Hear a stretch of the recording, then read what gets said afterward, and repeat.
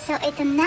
Titikman na namin yung unang bunga ng dragon fruit namin na nakatanim lang sa galon.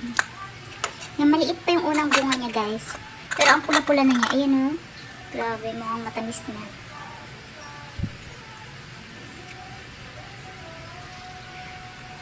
Malaman na rin siya kahit maliit.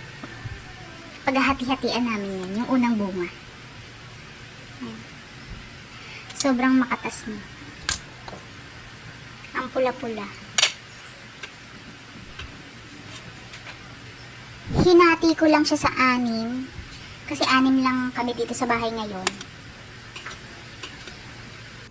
At nung tinikman ko siya, guys, sobrang tamis. Pwede na.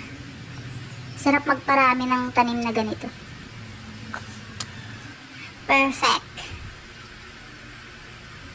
Kahit sa galon lang or timba, pwede na. Alagaan lang ng fertilizer.